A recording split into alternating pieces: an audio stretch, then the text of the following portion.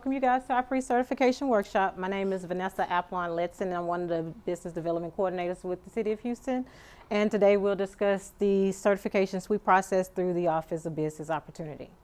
Now you guys should have two applications in front of you. One application has a yellow flyer with our contact information down at the bottom. That contact information is a hotline number, so it reaches us Monday through Friday, 8 to 5. You reach a live person to ask any questions about certifications or the other sections in our department. Okay. Also down at the bottom, you'll see our email address, website. You'll find these applications on the website and the online applications on the website. Okay. So let's go ahead and jump on in. We start off with our mission statement, which is the Office of Business Opportunity is committed to creating a competitive and diverse business environment in the City of Houston by promoting the growth and success of small businesses with special emphasis on historically underserved groups. With meaningful participation on city projects. Our key objectives are to educate, connect, and grow.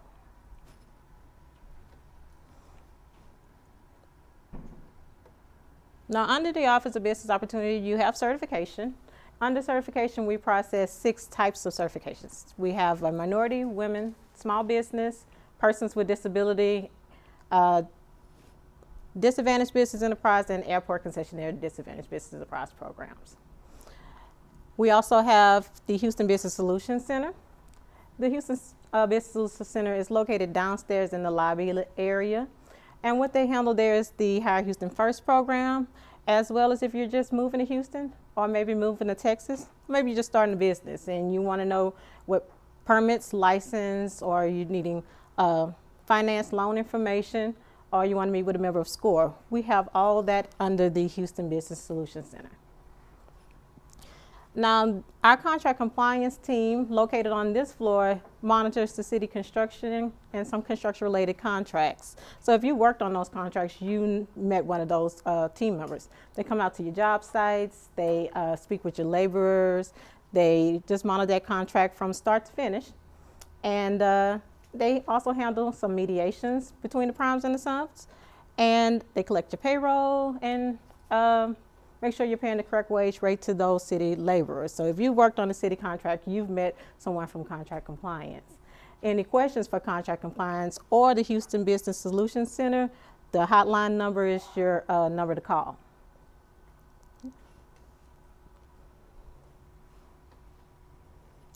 Now, the city have overall goals for our Minority Women Small Business Program and our Persons with Disability Business Program. Under construction for the minority, women, and small businesses, 34%, with a 4% cap for small business enterprise. For professional services, which is a minority women goal, it's 24%, 11% for purchasing, and the overall city expenditure for persons with disability at 1%. Now, at the IAH concessions, there's a 32% ACDB goal, which is airport concessionaire. That's non-inclusive to the rental car. So you can see for both Hobby and IAH, the rental car is different. It's 3.7 for ACDBE rental car. At Hobby, it's a 29% goal, but the rental car is 3.35%. Now, the DOT goals funded for the projects at IAH and Hobby, it's 29%.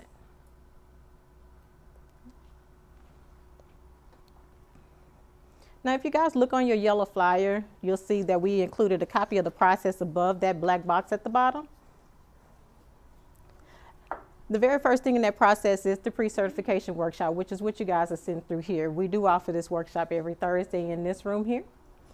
And during this workshop, we'll cover everything you guys need to know about the certifications offered through the City of Houston. And before you guys leave, we'll cover the supporting documents that you'll need to turn in with the application. Now, every file coming into this office will go through preliminary screening. We have a team that will go through your application to make sure that you turned in the paperwork needed to process the application. They'll create a record, and they get that file ready for the certification specialist.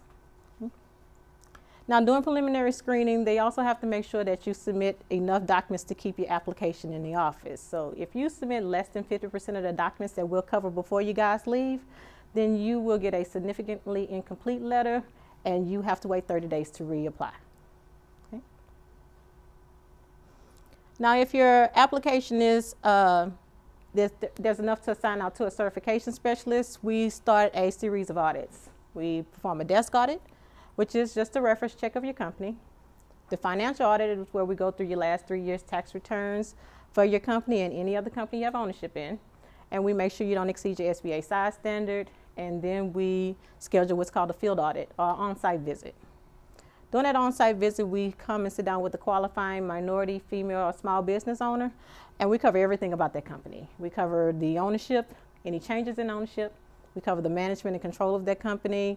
We tour your facility. We look at any inventory, look at your equipment. We cover everything about that company during that site visit.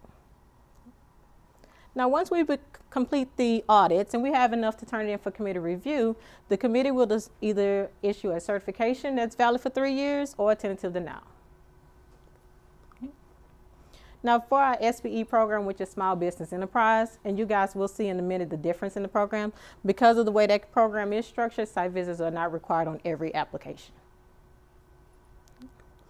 Then we do have a feature to do these applications online. We urge you guys to do the applications online. There's 2 methods. There's an online hard copy and an online electronic copy. It's a safe way of submitting all your paperwork safe on your end and our end. That way, when you turn the paperwork in, we can look at it together and say, this is what we need. This document is not what we're talking about. And that way you can't say, I turned it in and we didn't get it. That kind of stuff like that. Okay.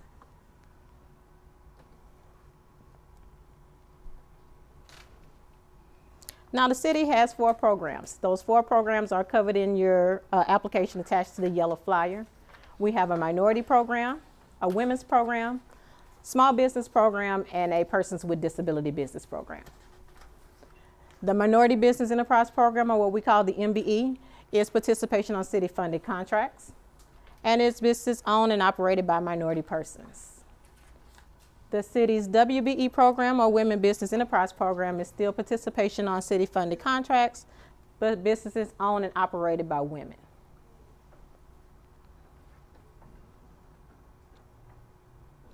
Now, the city's SBE program is a unique program because it is participation on city-funded contracts, but it's construction contracts only. The participating firm must be in the construction industry, and our program is race and gender neutral. Construction industry, can that just do with equipment and supplies rather than actual building, laying foundation? It could include supplying the equipment, supplies for construction. Yes, ma'am. Last city program is Persons with Disability Business Enterprise, or the PDBE program. So if you have a presently existing medically determined physical or mental impairment of a chronic or permanent character that substantially limit one or more of your major life activities, you may qualify for that program.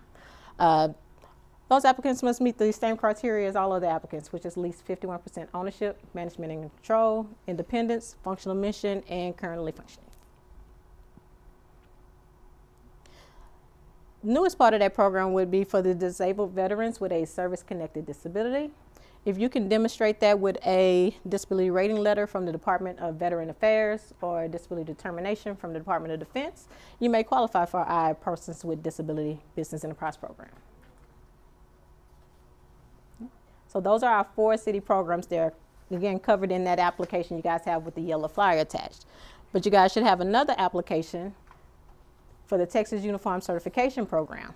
That covers 2 programs, which is the Disadvantaged Business Enterprise Program and the Airport Concessionaire Disadvantaged Business Enterprise Program. So those programs are participation on federally funded contracts. You do not have to be located in our metropolitan area to qualify for those programs. Women, Black Americans, Hispanic Americans, Native Americans, Asian Pacific Americans, and Subcontinent Asian Americans are members of a presumptive group of disadvantaged individuals, and individuals that can document their ability to compete in the free enterprise system has been impaired due to educational, diminished capital, or credit opportunities may apply or qualify for these 2 programs.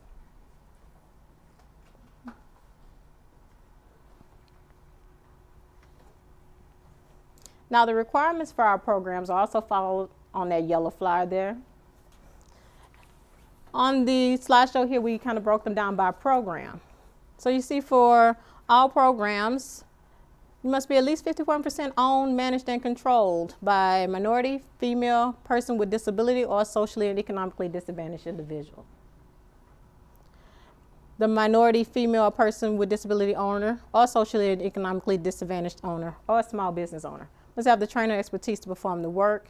And if the state of Texas requires any kind of license or certificate, it must be issued in his or her name. Your firm must be independent, for-profit, and currently functioning. And for our local programs, which is the Minority Women, Small Business, and Persons with Disability program, you must have a business presence in one of the following counties, which would be Harris, Brazoria, Chambers, Fort Bend, Galveston, Liberty, Waller, Austin, and San Jacinto County.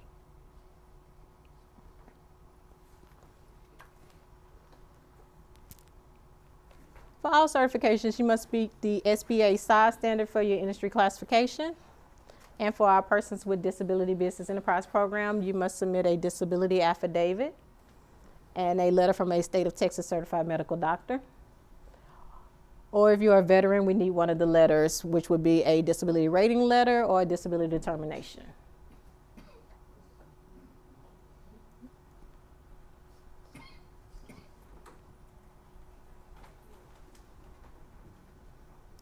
Now for our small business program, it requires the applicant to be in a construction or construction-related field. And for our DBE and ACDBE program, which are those federal programs, your personal net worth needs to be less than $1.32 million, excluding your primary home and the ownership interest in the business listed on the application.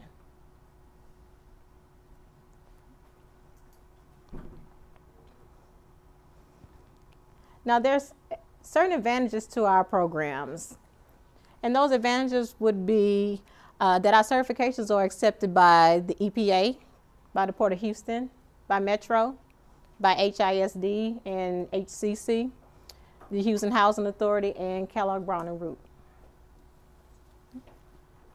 More advantages would be we have an agreement with the State of Texas Hub. So if you guys are interested in Hub certification, we have a section in our local application.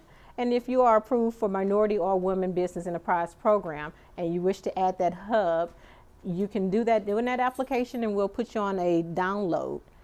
That saves you from doing an extra application with the State of Texas and going through their audit process. They will do their checks and balances on their end. And if you qualify for their program, they will send you the hub certification. Okay? Now, before you guys leave here, I'll show you that section in the back of that application. More benefits would be our newsletters, workshops, and seminars. And our workshops and seminars include the School of Construction Management, Bonding and Education Program, the Business Mentor Protege Program. We also have a Government Procurement Connections and the City of Houston Meet the Buyers Program. We have one-on-one sessions for development, contract dispute resolution. There's an event called I'm Certified What's Next, and the business support services through the Houston Business Solutions Center.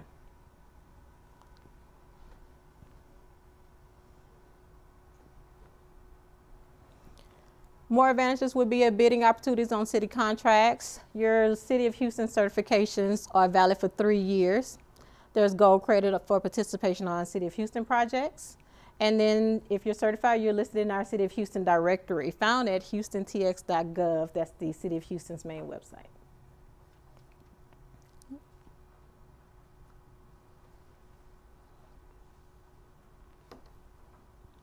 Now, over Mayor Parker's administration, she has awarded more than $1 billion to small, minority, and women-owned businesses. So we wanted to add that in to let you know that the program is a good program, a thriving program, and money is out there to be made by minority, women, and small business owners.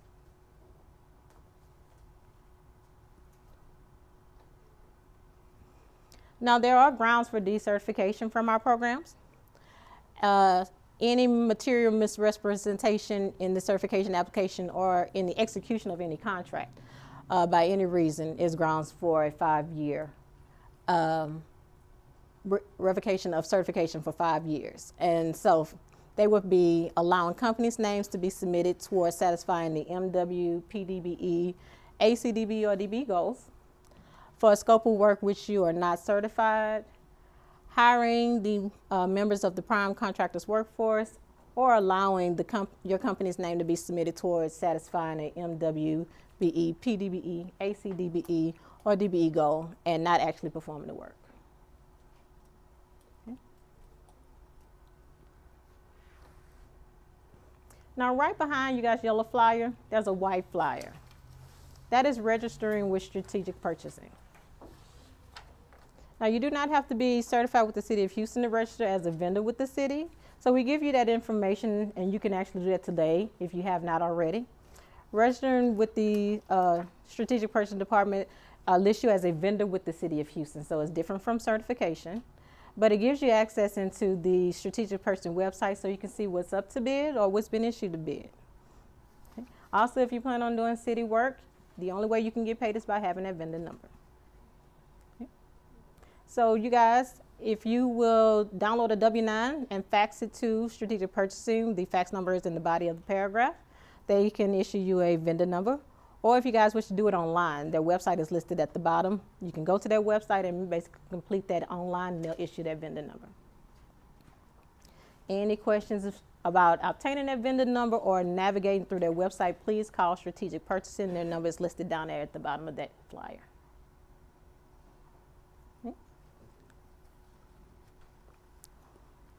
All right. And so now we'll discuss the applications. Okay. I thought they wanted. Okay. So we'll start off with the City of Houston's application. By now, if you guys take both the flyers off, you should be looking at the application.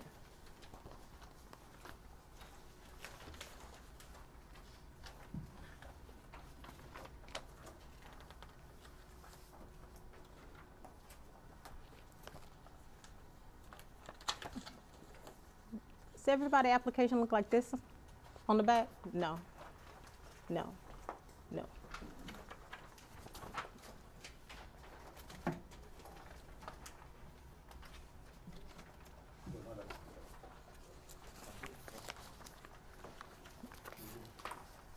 Just pass those around.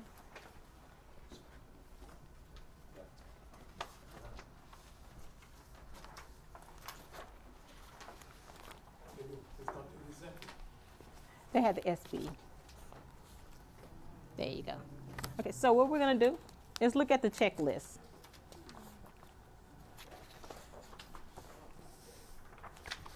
Before we look at the checklist, what we did was include a eligibility checklist in the front of your application. So when you flip it one page in, you should see certification application eligibility checklist. So what we did was include these in this application so you guys will know if you're ready to apply for certification with the City of Houston. Our general rule would be go through these questions, and if you answer no to one of these questions outside of the last one, you want to put a pin in completing this application and give us a call in the office. These are basically the requirements that we just covered through the slideshow in question form. So let's go ahead and cover these real quick. So you guys know you have to be a U.S. citizen or a legal permanent resident. You have to have the training and expertise, and if the state of Texas requires a license or certificate issued in the qualifying owner's name. You must be for profit, independent, and currently functioning, maintaining a significant business presence in one of those counties listed there.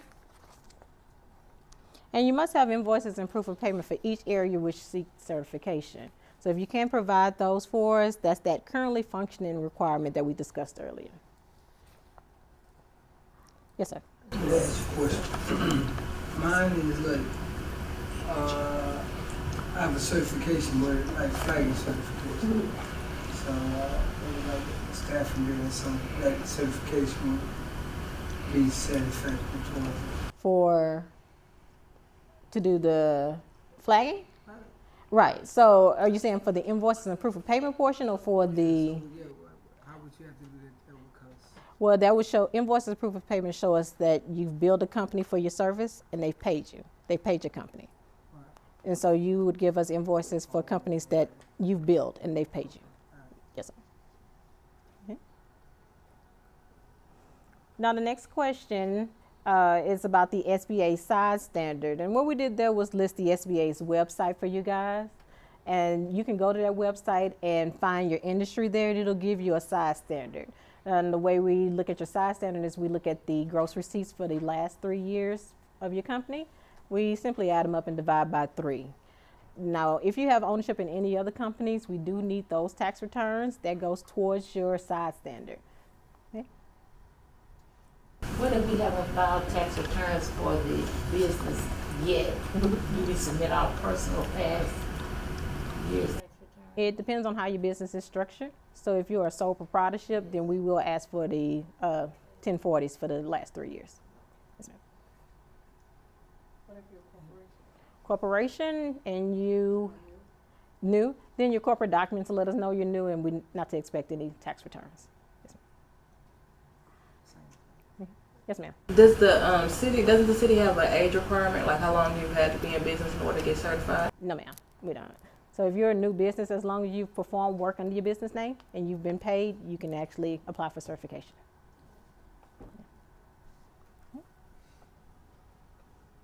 Now, the next one, you guys see you have to be at least 51% owned, managed, and controlled by a U.S. citizen or a legal permanent resident from one of the following groups. So if you answered no to any one of those questions, if we stop at that point, you want to give us a call and tell us which one you asked no to, and we can tell you why you might not be ready to apply for certification just yet.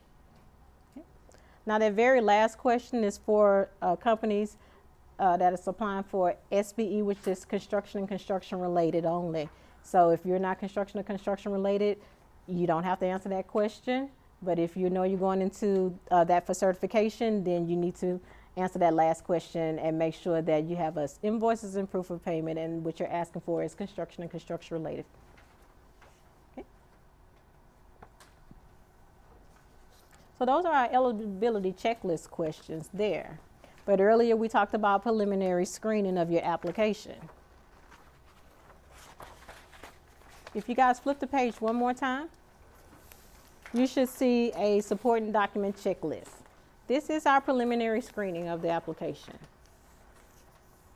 You want to remember to give us at least 50% of these documents with your application for us to even keep it here in the office and start the process. Less than 50%, you get a letter in the mail telling you that we don't have enough to process your application and you have to wait 30 days to reapply. So let's cover this supporting document checklist. What we did was we broke it down into what we expect to see from all applicants, and then what we expect to see from you depending on how your company is structured. So under all applicants, the very first thing you guys see is we need documented proof of initial investment used to acquire majority ownership from each owner. So what we're asking for there is what money was used or what equipment was used, what was your contribution to support your ownership claim. If it was cash or money in the bank, then you need to show us where that money came from and where it went to. So bank statements, canceled checks, both sides, wire transfers showing us where it came from, and then show us what you did with that money. Did you put it into a business account? Did you start purchasing equipment? Whatever you did, you need to show us the proof of that. If your contribution was anything other than that, then we need the backup documentation of that.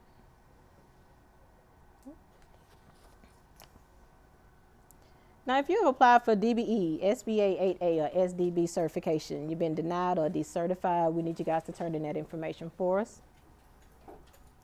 We do need you guys to provide work experience resumes for all owners, all officers, and anyone listed in Section 3 and Section 4B of this application.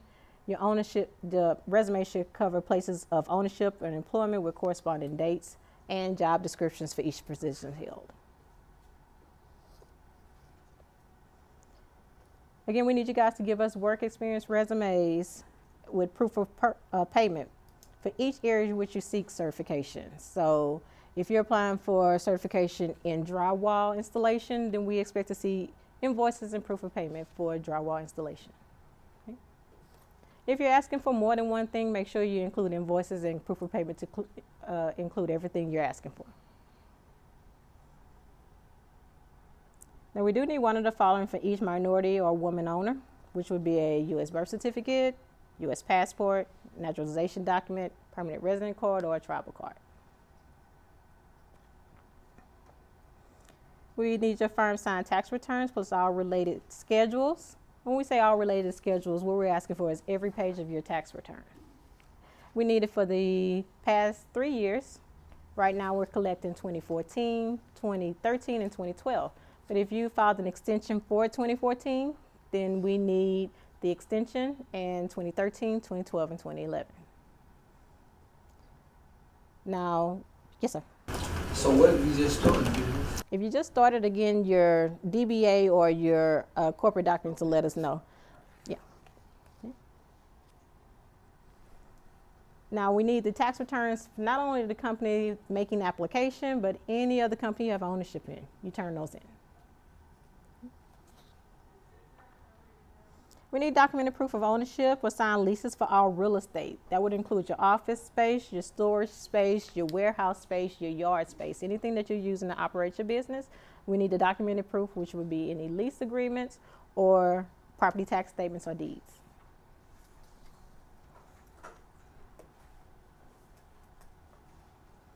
We need you guys to give us a list of equipment that you either lease or own. If you lease that equipment, we need the lease agreements. If you own it, then we need the proof of purchase or receipts. The very next thing on that list would be a list of construction equipment. So we would need the same thing. Proof of purchase for that equipment or titles of proof for it. We need all current license renewal forms, permits, and haul authority forms. Now the next one asks for customer references, including contact name and phone number for whom you have performed work. And this would be work performed under your company. And this should be people we can reach between 8 and 5 Monday through Friday. We need your firm sign. Yes, sir. What if the company is new to the point that there haven't been any clients or work up to this point? For this certification, you have to have at least one invoice and proof of payment to apply, which means you have at least one customer. Okay, so that first invoice, it has to be a customer on that invoice. Right. So for us to even process this application, you have to have invoiced and been paid under your company name at least once. So you should have at least one reference.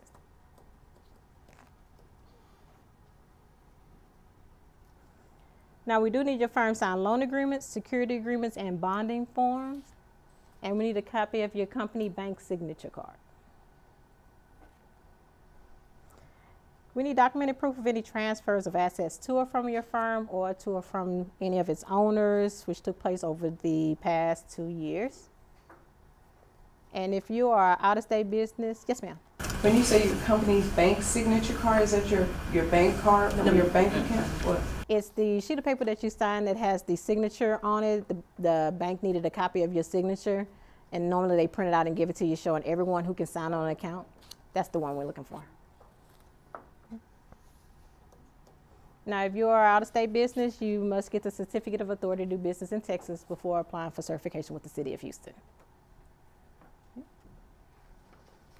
Now, this application has 2 affidavits. On the very back page, there's an affidavit of non-interest. This affidavit of non-interest should be completed by every owner. So run a copy of this page and give it to every owner because it must be signed and notarized by each.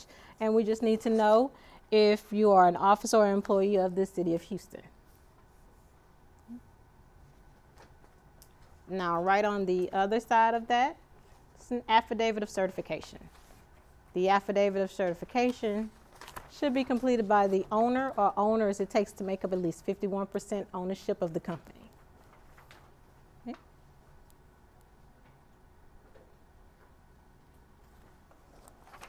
So if you guys don't have any questions about what we expect to see from all applicants, then let's look at how the businesses are structured. These are additional documents that you guys would need to turn in. So sole proprietorships, do we have any here? Yes. Okay, so sole proprietorships. You guys need to give us a copy of your assumed name certificate, but we also need your personal tax returns. So 2014, 2013, and 2012, every page. Any regular dealers, suppliers, or brokers here?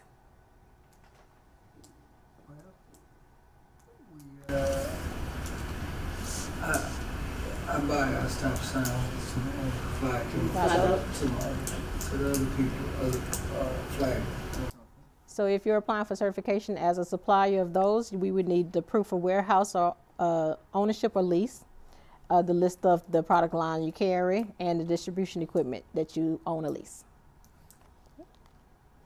Corporations or LLCs? Yes? So corporations, we need your official certificate of incorporation. You got that from the Secretary of State as a form letter saying on this day you're eligible to work in the state of Texas under this name. We need a copy of that letter. LLCs, yours is the same letter, but it's the certificate of organization. You guys had to get articles approved by the Secretary of State. So corporations, we need your official articles of incorporation signed by the state official. And LLCs, we need your articles of organization.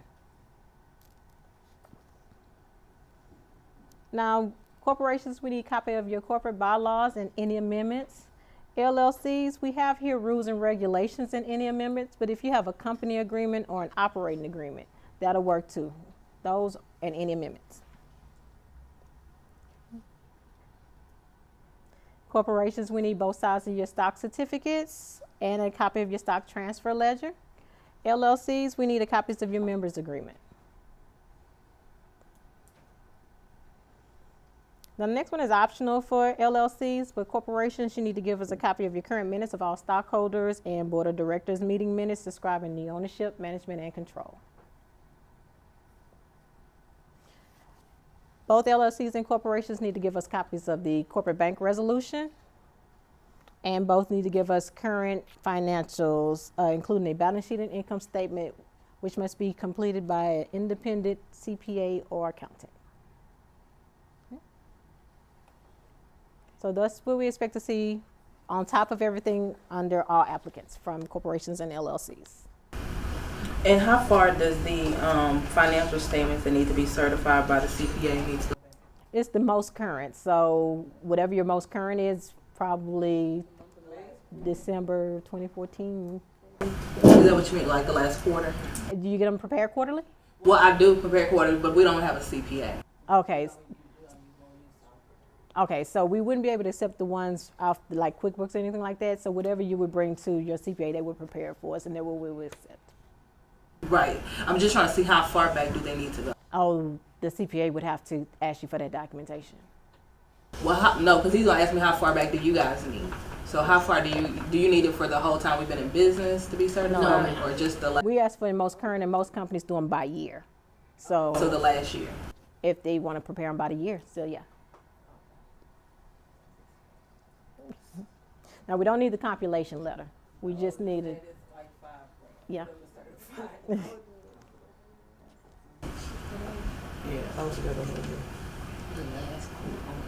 Now, any trucking companies here?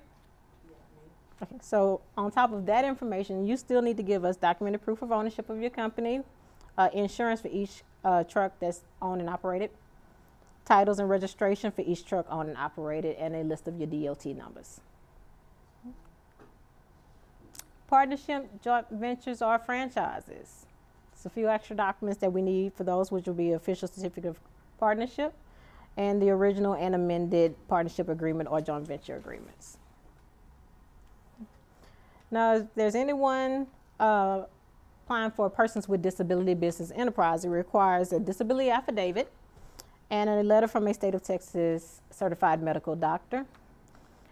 Or if you're a veteran with a service-connected disability, we need a disability rating letter from the Department of Veteran Affairs, establishing a service-connected disability rating between 0 and 100, or a disability determination from the Department of Defense. Any questions about the documents that we need back to process your applications? Now, again, these are the documents that we have to have at least 50% of to even make a record for you and keep it here in the office. Less than 50%, we can't start processing your application, and you'll get a letter back stating you have to wait 30 days from the day you submitted it in. Yes, sir. What's the length of time that you guys certify? So we have up to 90 days to process an application from the time it makes it to my desk. We've been processing in less than 30, but that's as of this day. Okay. Just know we have up to 90 days to process one. So it's been short. Yes, sir. Oh, yes. Now, any questions about the checklist here? No. Gentlemen, Can we call? Is there a number to call if we do have a question later? yes, the yellow flyer has the hotline number listed at the bottom of it. And under that hotline number, we're option number 1. But if you hit any option and ask for certification, it'll come back to us. Now, in general, I like to tell our applicants, if you pull out this information first, you should be able to breeze through the application and fill it out. Okay, so let's go ahead and take a look at the application.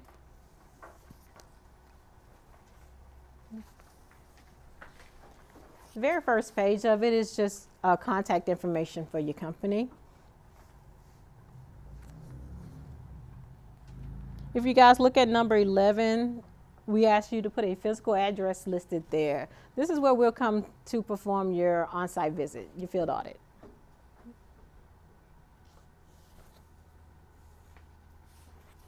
If you guys don't have any questions about that page, I do. What if you work out of your home? we'll come to your home. Yes, ma'am. So just list that there in number 11, and if it's the same mailing address, split it in number 12 too.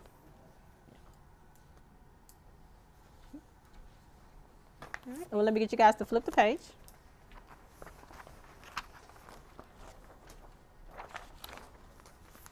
Now, 13 and 14, we asked you about when the company started and when you became an owner of the company. And then 16, we asked you to describe the primary activities of the firm. What we're looking for there is what you're looking to get certified to do with the City of Houston. Whatever you list in number 16, you want to make sure you give us invoices and proof of payment for. For the licenses required, make sure you include the license with the file. And make sure that you, as the qualifying owner, has the training expertise to perform the work listed in number 16. I have a question. Yes, ma'am. Okay, so if I want to sell backhoes or forklifts, but I never sold one of those, I have to have an invoice for that? For the back, or, If I want to sell heavy equipment. okay. But I haven't sold a piece of heavy equipment. I can't get certified, but I have sold other smaller construction type items. Okay. So it depends on what you list in here in number 16 and what you give us as far as invoices and proof of payment. And just know all ultimate decisions are made by the committee. So between the time you turn in the application, we get to the site visit and it goes to committee, we'll all be on the same page as far as what you would be getting as far as certification. So me answering yes or no now, I can't because we don't have enough to give an answer.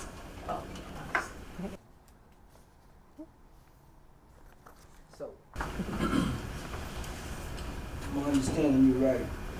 Even though I'm like a supervisor of another company, and I decided to start my own company, I have to at least have done business under the name of my own company. Yes, sir. Okay.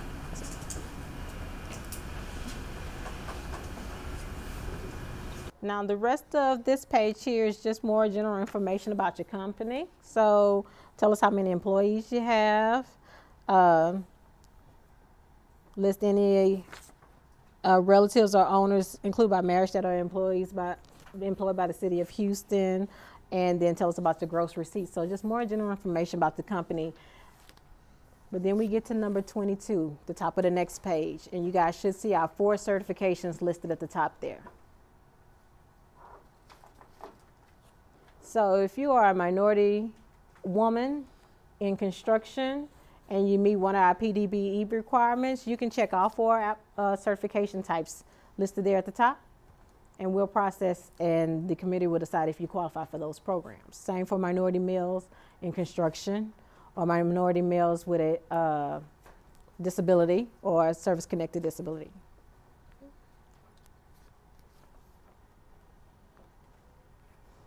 Now the rest of this page is where we start going into more detail about the company. So B, relationship with other businesses. Tell us if you share space, equipment, material, or personnel with any other business. Those are the questions that follow there.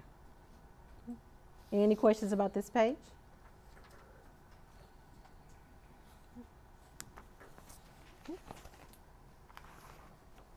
In the C section,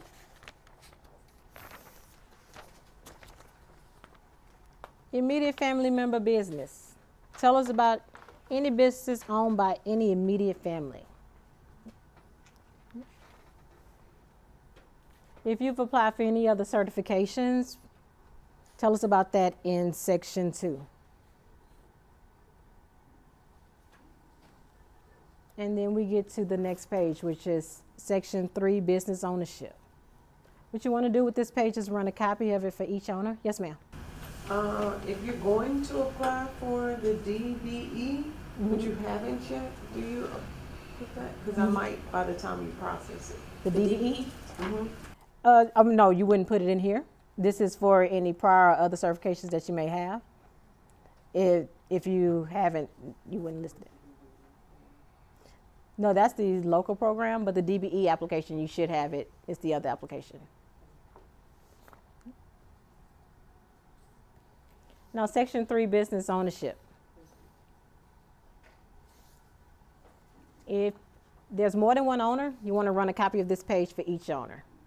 Have them complete this page here. Section 3, business ownership captures the personal information of that owner and their investment in the company and their relationship with any other business.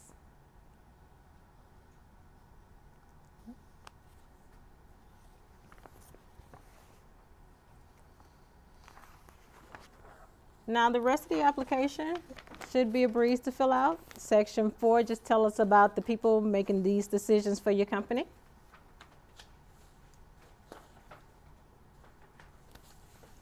Corporations, the B portion, we need you guys to tell us about your officers and board of directors.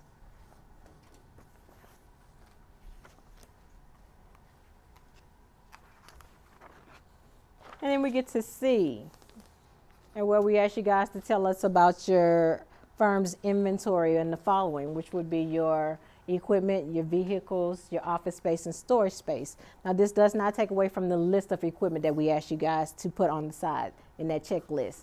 You still must include that list, but you can definitely list some here in this application.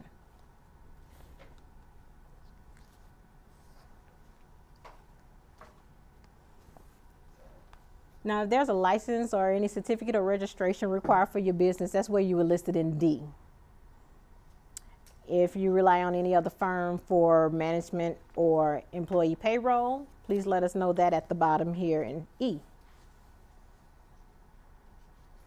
Now, F and G at the top of the next page would be where you would list your 3 largest active contracts in the past 2 years and the 3 largest the 3 largest contracts completed in the last 3 years and the 3 largest active contracts.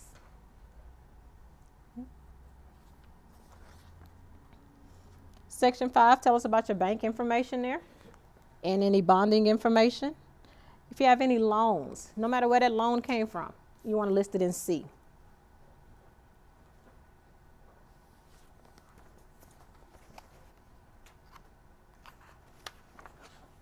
And then if there's any transfers of assets to or from the firm or to or from any of its owners, you want to list that in D, the top of the next page. Now, earlier we talked about the State of Texas Hub certification. If you guys are interested in Hub certification and you're applying for a minority or women business enterprise, you can check yes here in this application, and it will save you from having to complete a Hub application with the State of Texas and going through their audit process to get that certification.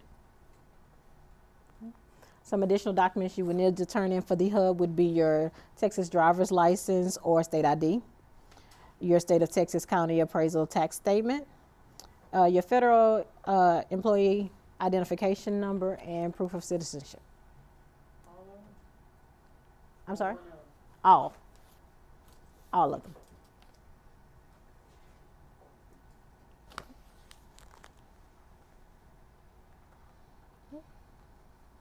Any questions about this application here?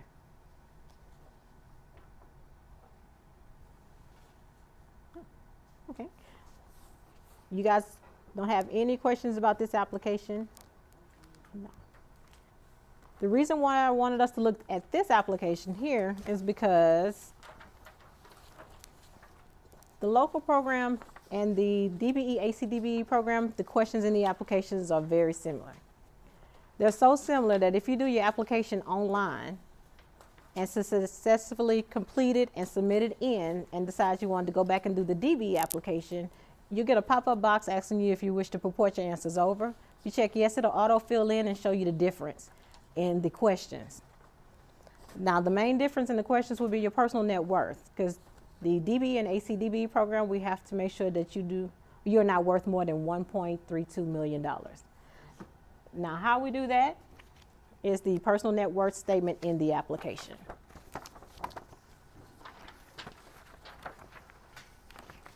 The very back of this application,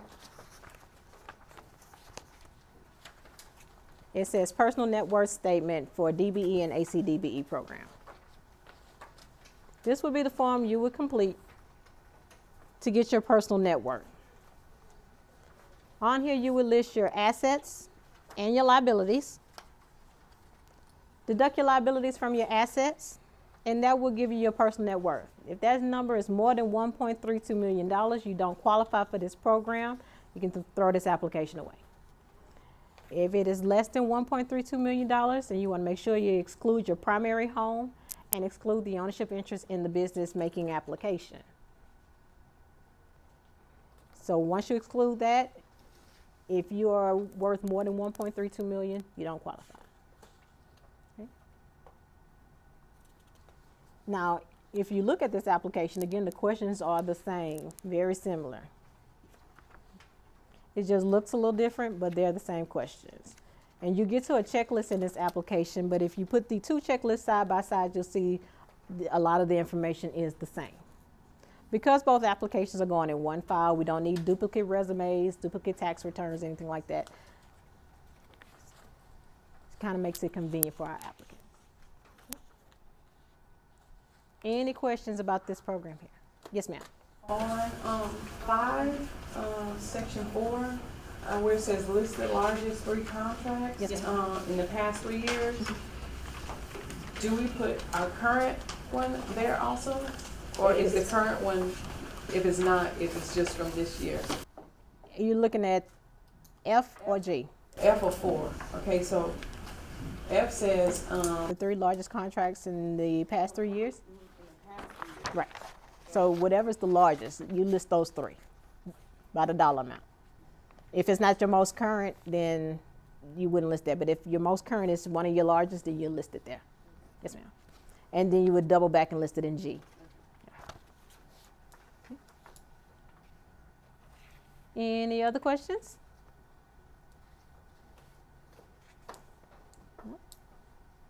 Okay, well, let me remind you guys that you have the online option. So if you wish to do it online, you'll find it at houstontx.gov/OBO. Or you can complete these applications. If you need another hard copy, you can find those applications again at houstontx.gov/OBO. If you find yourself in a pickle and you need to give us a call our hotline number and someone can answer the phone 8 to 5 Monday through Friday. All right. If you guys don't have any other questions, that's all I have for you. Thank you.